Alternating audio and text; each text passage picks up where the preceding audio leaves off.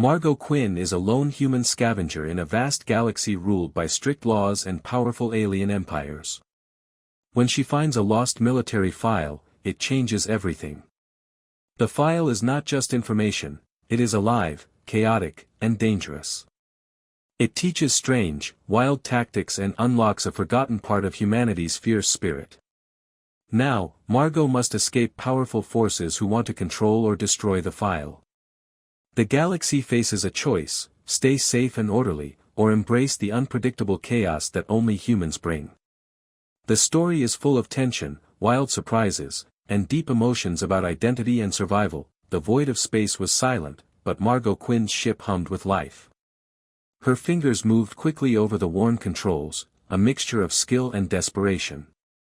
Outside the viewport, a broken shape floated, a derelict military server from the Galactic Accord. It drifted like a forgotten coffin, scarred by micrometeors and plasma burns. Someone had tried very hard to destroy it, but here it was, begging to be opened. Margot's ship AI buzzed and chirped in warnings she'd learned to ignore. Warning. Unauthorized salvage operation detected. Please cease. She yanked wires from beneath the console, killing the AI's voice. Much better, she thought bitterly. A human solution: if it talks too much, turn it off. A habit that probably caused her ancestors a lot of trouble. But trouble was all she knew. With calm hands, she fired the magnetic grapples. The heavy claws locked onto the server's hull with a loud thunk that shook the ship's bones. Margot smiled, a brief flash of triumph. "All right, you beautiful piece of classified garbage," she muttered, flipping the cutting torch on. "Let's see what secrets you're hiding." Suddenly, her console exploded in warnings. Lights flashed and alarms screamed. The server was waking up, fighting back. The screens filled with symbols twisting and morphing, burning patterns that hurt her eyes. Then they changed, forming words she could understand. Critical file breach detected. Containment failure. Linguistic hazard detected. Linguistic hazard. Margot snorted. What is this, a curse? Her translation matrix tried to keep up, but the data came too fast. The file wasn't just data, it was alive. It flowed into her ship's systems, her neural interface, spreading like wildfire. A million pieces of wild, chaotic information exploded inside her mind. Warning. This document contains Class X cognitive hazards. Reading may result in tactical innovation, spontaneous laughter in combat, and terminal irreverence toward authority. Neural integration irreversible.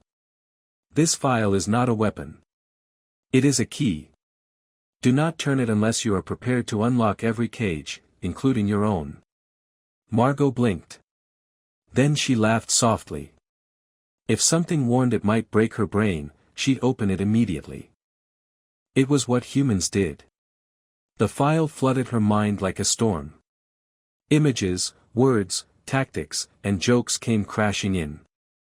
It showed her battles where soldiers used chickens to terrify entire enemy armies. One story told how a broken coffee maker and sheer madness helped a lone fighter hold a position against overwhelming odds. Another talked about making fire cocktails out of old drinks. It was madness, pure, beautiful madness. And it worked. A shriek burst through her ship's speakers. 3 Galactic Accord patrol vessels dropped out of hyperspace, weapons aimed and ready. A cold voice crackled through her supposedly dead comms. "Salvager vessel, you possess restricted materials. Surrender immediately." Margot's hands moved before her mind caught up. She grabbed the comm and made the most terrible noise she could, a mix of a dying cat and a broken machine. Then she screamed, "Critical biological contamination. It's in my sinuses. It's trying to talk." The lead patrol ship hesitated, confused. Then backed off. "Clarify nature of contamination." "Oh, it says your mothers were sequential hermaphrodites." Margot wailed, then made a sound like gravel being electrocuted. Dead silence. She used the moment to fire emergency thrusters, sending her ship careening into a nearby asteroid field. The patrol ships tried to keep up, dodging giant rocks tumbling through space. Margot laughed, wild and free. She had no idea what the file really was yet, but it was teaching her new ways to fight, a language of chaos and unpredictability. Somewhere deep inside, her mind clicked with understanding. This wasn't just a manual. It was a living thing, a weapon of madness and hope. The file kept flowing, showing her strange entries: how to kill a god with a spoon, the art of psychological warfare through aggressive friendship, when to run away or fight harder. Then, one entry caught her eye. The long fade. When the war is won but the battle lost, disappear into the shadows. Hide the fire in 1,000 hearths until the galaxy needs to burn again. A warning, a promise, and a secret. Behind her, the patrol vessels opened fire. Plasma bolts tore through asteroids, clouds of superheated dust exploding all around. Her ship bucked, rocked, and weaved as she fought to stay alive. Her hands never shook, but her mind raced. She needed to lose them. And she needed to understand what the file really was. 3 days later, Margot sat in the galaxy's least reputable bar. A converted cargo container wedged in Nexus Station's worst sector. The smell was terrible, the lighting dim, and trouble always close. Across the room, a four-armed crime lord glared at his drink, set on fire. "It's called a Molotov cocktail," Margot said, grinning. "Traditional human beverage. Tarnik Korum, a species famous for conquering 16 systems through order and precision, stared like she'd insulted his ancestors. "You drink fire?" "Only on Tuesdays," Margot shrugged, taking a careful sip of her non-flaming beer. "Or during invasions, really. Whenever the mood strikes." The crime lord's bodyguards, armed enough to level a city, watched her like she might spontaneously combust. Which, given what she'd done to his last 3 operations, wasn't far off. "You have something I want," the crime lord said finally. "My sparkling personality?" Margot teased, hand drifting toward the plasma cutter hidden in her boot. "The file. The one teaching strange tactics, the one that let you destroy my depot using cleaning supplies and jazz music." "Oh yeah, turns out degreaser and smooth saxophone make a powerful psychological cocktail. Your boys forgot how to violence." One of his arms twitched toward a weapon, but the others made what might have been the alien equivalent of a thoughtful gesture. "I've heard legends about your kind. I never thought I'd see one undiluted." The word hung heavy in the air. Margot smiled, sharp and careful. "Some legends bite. Not for sale. I'll pay. Handsomely. Still not for sale. I'll pay enough to buy a small moon." "Okay, which moon?" "Some of those are just glorified rocks." The bar's bartender, a four-armed alien with tired eyes, polished a glass with a rag so human it made Margot ache for lost family. She pushed the feeling down. Tarnik's face twisted with frustration. "You cannot possibly understand what you possess. That file is not knowledge, it is chaos given form. Humanity's madness made real." Margot interrupted. "Trust me, you don't want it." The bar door exploded inward, not kicked, but blasted with thermite. Smoke filled the room, and a tall enforcer in gleaming armor stepped inside. His weapon swept the room like a predator's gaze. "Margot Quinn," he said, voice cold and tired. "By order of the Galactic Accord, you are under arrest for theft, destruction, psychological warfare, and multiple other violations." Margot stood slowly. "And what's this about a genetic identity clause?" "You know what it means. That don't be human too loudly law." 16 casualties, Margot corrected. 16 soldiers traumatized by poultry. Big difference. The enforcer sighed. "The Accord does not." The crime lord and the enforcer stared at each other, weapons ready. Margot reached into her jacket, hands steady. But then the file fought back. Her screen flickered. Lines of code she hadn't written flowed like water, spreading through the station's systems, criminal databases, military academies, civilian networks. What the hell? Margot whispered. The file is alive, she said louder. It's spreading. The enforcer and crime lord raised weapons. Margot held up a data pad. A countdown began, 10 seconds. Dead man switch, she explained. If I don't check in, the file broadcasts everywhere. The enforcer hesitated. You're bluffing. Wish I was. The timer ticked down. At 3 seconds, the enforcer's HUD flashed a warning, incoming data packet, Class X cognitive hazard. His hand twitched toward quarantine protocols, then stopped. Why quarantine something so interesting? Margot grinned. What's Protocol 7 in your arrest procedures? Secure the suspect. Protocol 7 says you should have backups at all exits. Your backup is currently doing the Macarena. The bar exploded in chaos as reinforcements arrived, slipping on banana peels and dancing uncontrollably. Margot laughed, ducking behind the bar as plasma fire turned bottles into shards of light. This is insane, the enforcer shouted. Welcome to humanity. Margot called. She threw a bottle that exploded into foam, trapping attackers in sticky clouds. Diabetes grenade, she said, grinning. The fight had just begun, and the galaxy was about to learn what humans really meant by chaos. The chaos inside the bar was a symphony of noise and motion. Plasma bolts lit the smoke-filled room like strange fireworks. Shouts mixed with the sharp crack of weapons and the squelch of expanding foam traps. Margot dove behind the bar, her heart pounding, mind alive with every unpredictable possibility. The crime lord, Tarnik Koram, flipped a heavy table with all 4 arms and fired wildly. He looked like the galaxy's angriest DJ, but his precision was a problem. Bullets whizzed past Margot's head as she scrambled to assemble something from broken bottles and spilled liquor. Karam, Chapter 7, she muttered under her breath. The art of strategic retreat. She flicked a switch on a small device, then shouted, "Run." The crime lord's surviving bodyguards shielded him as they scrambled toward a back exit. Margot grabbed the enforcer's arm, spinning him around just as a shock trooper lunged. She used his rifle to clothesline the attacker. The trooper fell tangled in his own gear. Did you just use me as a weapon? The enforcer gasped. Improvisation, baby, Margot said with a grin.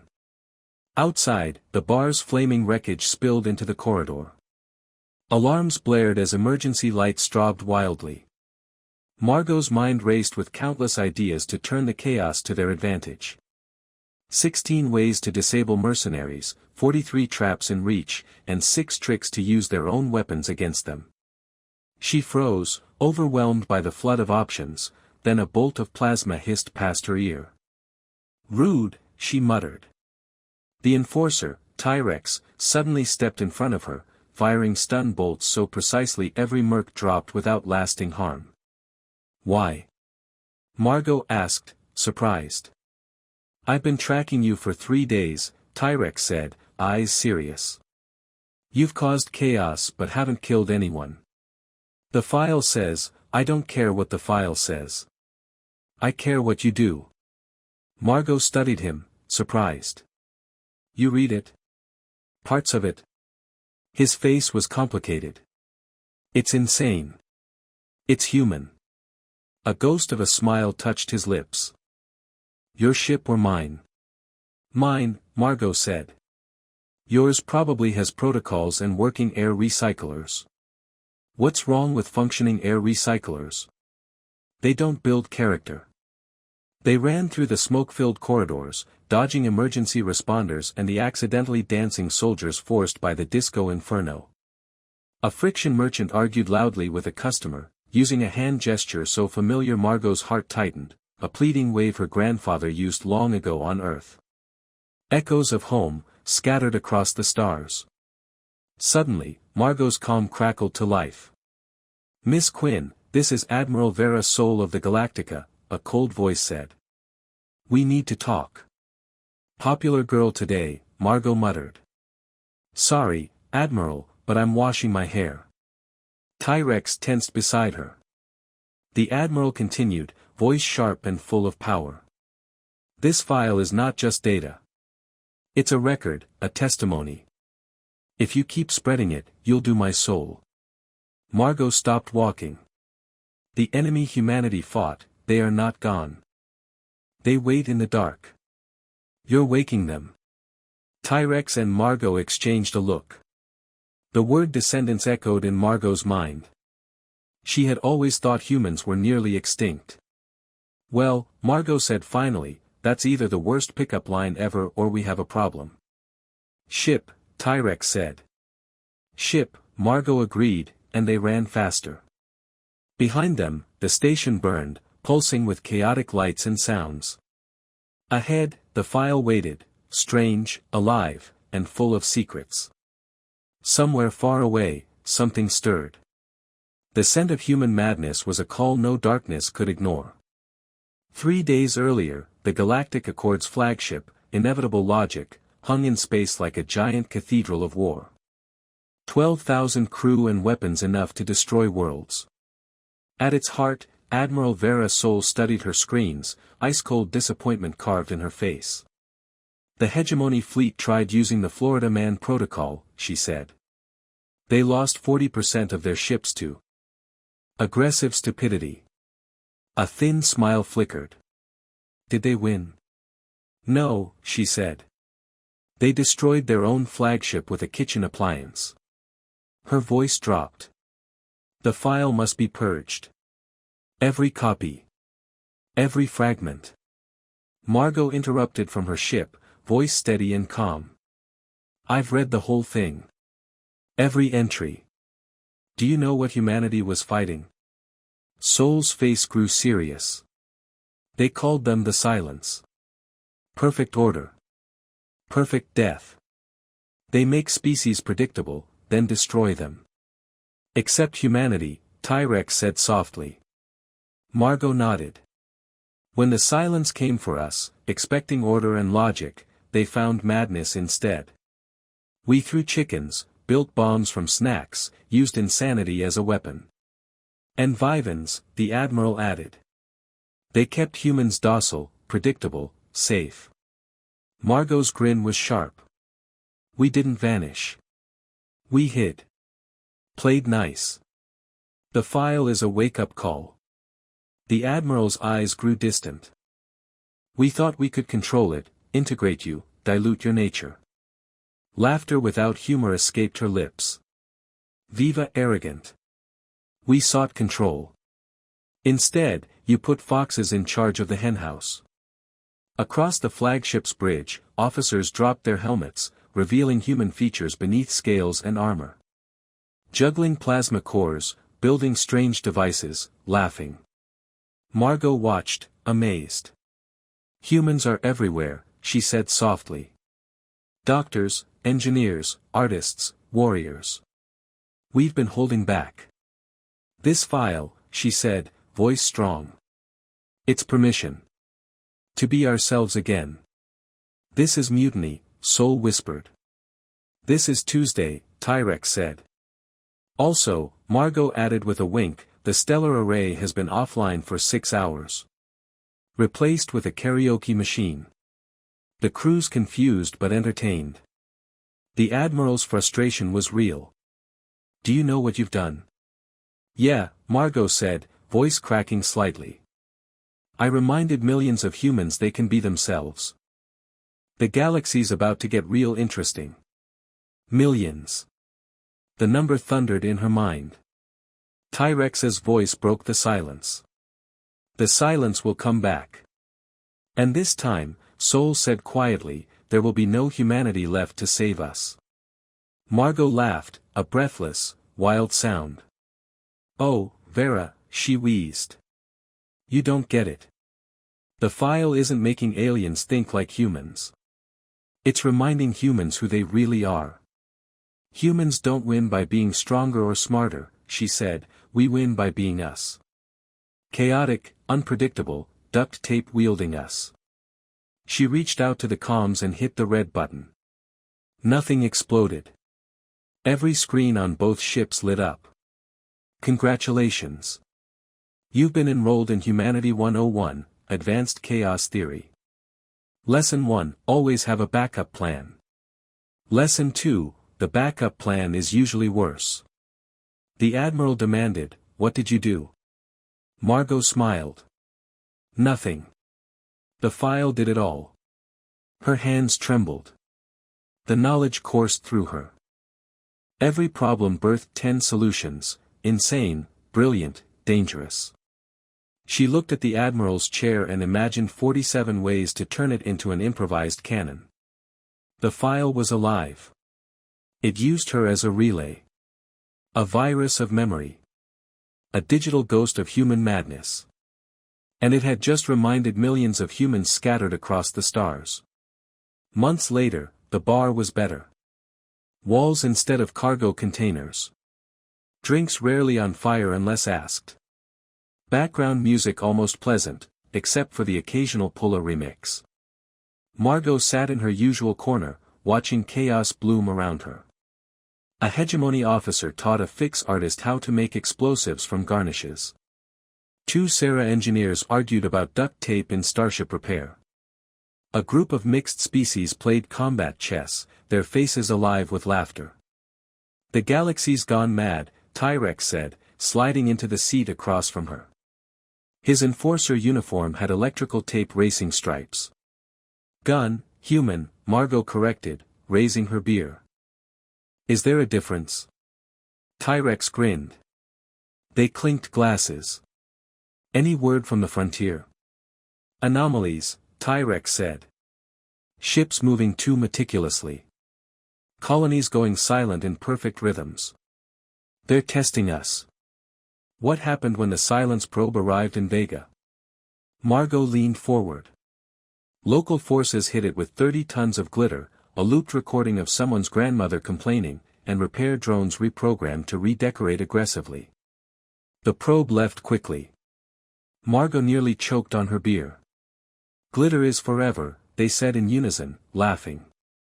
Across the room, a Corvani engineer built something either revolutionary or a complicated cocktail mixer. Margot caught a familiar hand gesture, a dismissive wave so achingly human. The engineer turned, features hidden under scales but undeniably human. Another cousin she never knew. "Think we're ready?" Tyrex asked. "When they come for real?" Margot considered. "We'll be ready. The galaxy is learning to think like humans. To laugh, to hope, to face the impossible with a grin and terrible plans." "We're not ready," Margot said softly. "We'll never be ready. That's why we're dangerous." "If it makes sense, you're doing it wrong," Tyrex laughed. Margot smiled. "Now we prepare for the universe's weirdest war. Stock up on duct tape, train tactical chickens, perfect combat puns, and wait for the silence to realize their biggest mistake. They thought we were one chaotic species. They're about to face a galaxy full of them." Margot stood, hope burning fierce inside her. And chaos, beautiful, unstoppable chaos. The stars outside Margot Quinn's viewport blurred as her ship danced through the asteroid field. Her mind was a storm of new knowledge and wild possibilities, the file's code pulsing like a heartbeat in her neural interface. She was no longer just a scavenger, she was a carrier of something far bigger, something that could change the galaxy forever. Tyrex sat beside her, quiet for once, absorbing the madness with the wary respect of a soldier who had seen order crumble. "You realize this file isn't just about tactics, don't you?" he finally said. Margot grinned, hands steady on the controls. "It's about survival. About remembering who we are when the universe tries to make us forget." Her ship shuddered as plasma bolts slammed into the hull. The Accord patrols weren't giving up, but Margot's new arsenal was ready.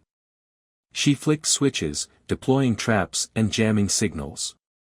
Her mind raced with ideas. The file whispered, how to turn enemy weapons against them, how to use noise and chaos to break their discipline. The patrol ships hesitated as their systems flooded with unexpected interference. Their carefully ordered attack faltered. Margot's ship darted between asteroids, impossible angles that no conventional pilot would dare. "Humans fight dirty," Tyrex said, voice a mix of admiration and disbelief. "Better than dying clean," Margot replied. Suddenly, the ship's neural interface pulsed violently. The file was pushing deeper, rewriting connections, unlocking pathways in her brain. She gasped as visions flooded her, scenes of ancient battles, impossible strategies, moments of wild human courage. She wasn't just reading history, she was living it. The chaos wasn't just tactics. It was a language, a code for breaking free. A warning flashed in her mind: the silence remembers. The silence watches. The silence waits. But Margot's laughter echoed louder. The silence had never met humanity's madness. Back on Nexus Station, the bar buzzed with uneasy energy. The accident had turned the place into a symbol of chaos and hope. Species that once eyed each other with suspicion now shared stories and weapons, learning the strange human art of controlled insanity. Margot leaned on the bar, watching the diverse crowd. A young friction engineer tinkered with a device that looked dangerously close to a bomb. Nearby, a Sarah pilot argued passionately about duct tape's tactical uses. The air was thick with the electric charge of rebellion. Tyrex joined her, adjusting his patched uniform. "The galaxy's changing faster than any of us expected. Change is chaos's oldest friend," Margot said softly. "And chaos is what we do best." Their conversation was cut short as a holomessage flickered to life above the bar. Admiral Vera Sol's icy face filled the screen. "Miss Quinn," the Admiral began, "the silence's probes have increased. They are preparing to return." Margot's eyes narrowed. "Then we better be ready." The Admiral nodded grimly. "We cannot stop the silence alone. But with humanity's unpredictable spirit, we might stand a chance." Margot smirked. "Stand back and watch the chaos." The file inside Margot's mind continued to grow, its code weaving into her thoughts and reflexes. She began seeing the galaxy not as a place of order but as a game of endless improvisation. A thought struck her: what if the file was never meant to be found? It was a test, a seed planted to awaken the forgotten human chaos across the stars. To remind descendants and allies that the key to survival was not power or precision, but madness and adaptability. Margot's ship raced through the dark, each moment a calculated risk. Patrols ambushed her at every turn, but she turned their strength into weakness, baiting traps and using their own systems against them. At one point, she locked a patrol vessel's engines with a simple pulse and sent it tumbling into a cluster of asteroids. Tyrex shook his head in disbelief. "You turned their warship into space debris with a whisper." "That's Chapter 42, Make Your Enemy Your Weapon," Margot said with a grin. "It's surprisingly effective." Word of Margot and the file spread like wildfire. Across dozens of systems, scattered humans and their descendants began to awaken. Old rules faded as strange tactics and wild ideas blossomed. Some formed hidden groups, training tactical chickens and perfecting the art of absurd combat. Others hacked into enemy networks, flooding them with nonsense and chaos. The Galactic Accord struggled to respond. Their perfect order cracked under the weight of human unpredictability. Admiral Sol watched helplessly as her fleets fought battles where enemy soldiers danced uncontrollably, morale shattered by relentless chaos and laughter. "This isn't war," she muttered. "This is madness." Meanwhile, deep in the void, a dark shadow stirred. The silence. Ancient, cold, and deadly. They had waited centuries for humanity to fade, to become manageable, predictable. But the file had awoken something fierce and wild. The silence's commanders gathered in silence, sensing the shift. One whispered, "They remember. They are returning." Another nodded. "Prepare the fleets." The galaxy's most dangerous species is awake. Back on Margot's ship, a new message blinked on her screen. From a hidden network, a call went out to every human descendant. Remember who you are. Remember the chaos that saved us. The galaxy needs us. Margot's hands trembled as the file's final message played in her mind. Victory is not strength or smarts. It is the courage to be stupid, to be wild, to be human. When the universe asks, did that really just work, grin, shrug, and plan something even crazier.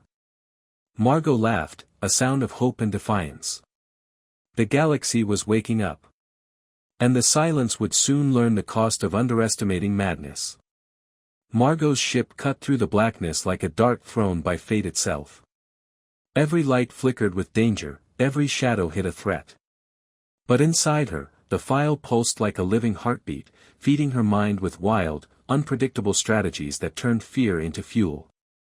She glanced at Tyrex, who sat silently scanning the data.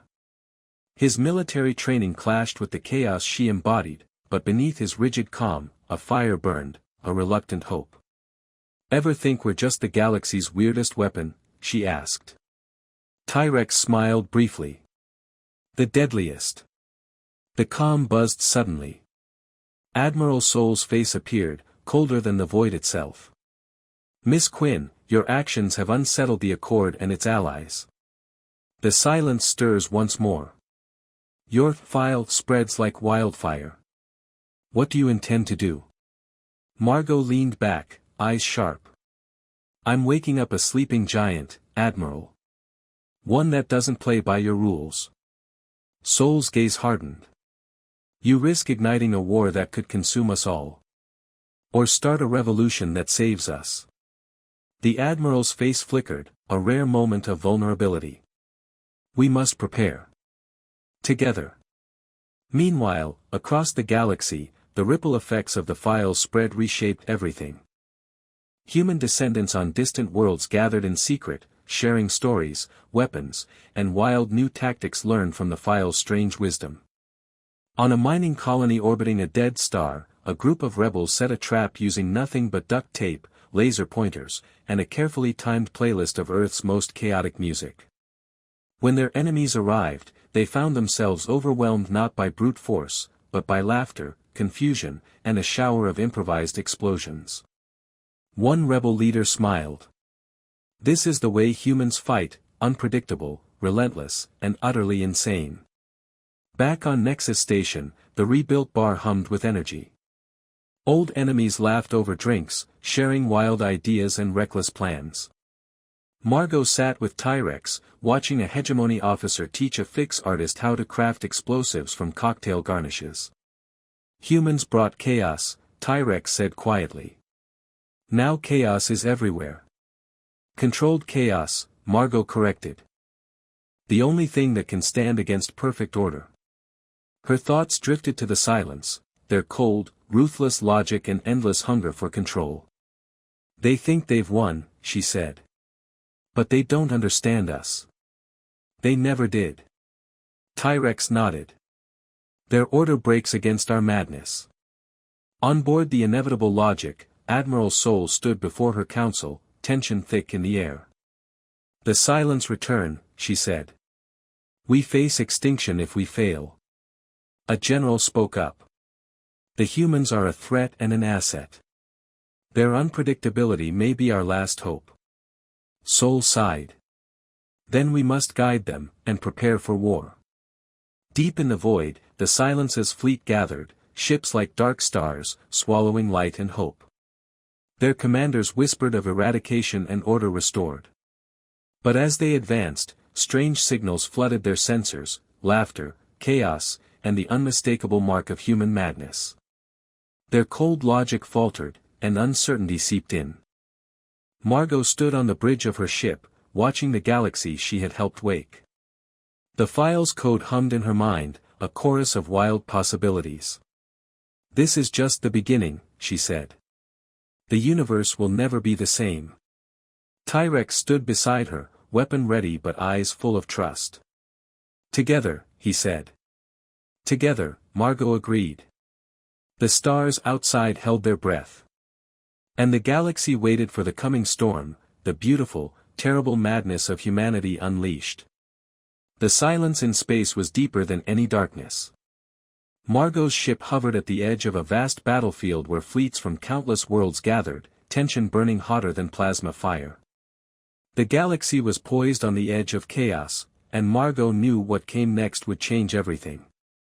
Admiral Vera Sol's flagship, Inevitable Logic, loomed like a fortress of steel and cold purpose. Its weapons primed, its crews tense. But inside, Sol carried the weight of centuries and the hope that humanity's madness could save them all. Margot sat beside Tyrex in her ship's worn cockpit. The file pulsed in her mind, alive, insistent, a wild storm of possibility. "This is it," she whispered. "The silence are coming. But they don't know what's waiting for them." Tyrex nodded, eyes sharp. "You ready to fight a war no one expects?" "Ready to win it," Margot said with a grin. The Silence fleet advanced, sleek and merciless. They expected perfect order, cold strategy, unstoppable logic. Instead, they found chaos. Ships darted unpredictably, weapons fired from impossible angles, and fighters fought with reckless creativity that defied all tactics. The Silence commanders were unprepared. Their sensors jammed by laughter and noise. Their formations broken by distractions and absurdity. A Silence leader snarled, "This is madness.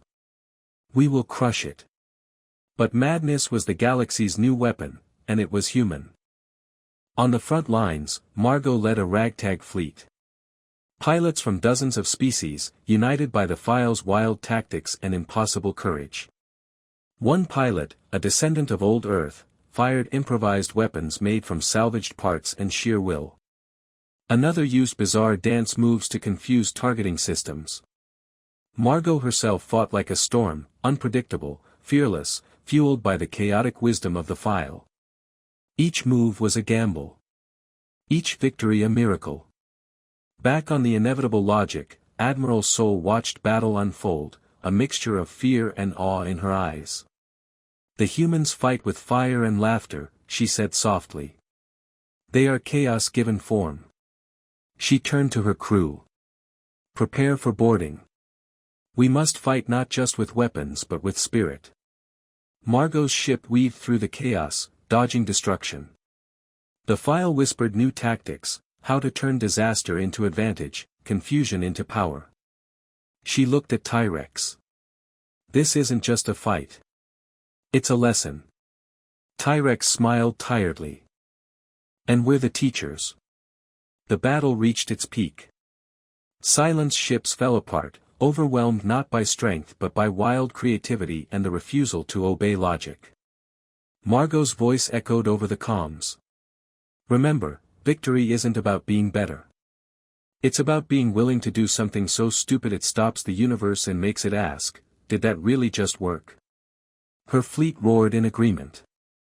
As the Silence retreated, broken and confused, the galaxy held its breath. The file had done more than teach tactics. It had reignited the spirit of humanity, the audacity to hope, to fight, and to laugh in the face of impossible odds. Margot stood on the bridge of her ship, eyes shining. "This is only the beginning," she said. "The galaxy has learned to be human again." Tyrex joined her, nodding. "And next time, the Silence won't know what hit them." Months later, the bar on Nexus Station was filled with laughter and plans. Old enemies joked, shared stories, and trained tactical chickens. Margot raised her glass. To chaos. To hope. To the wild, beautiful madness that is humanity. The crowd cheered. Because in a galaxy ruled by order, the greatest weapon was a crazy human with a plan, and a little duct tape.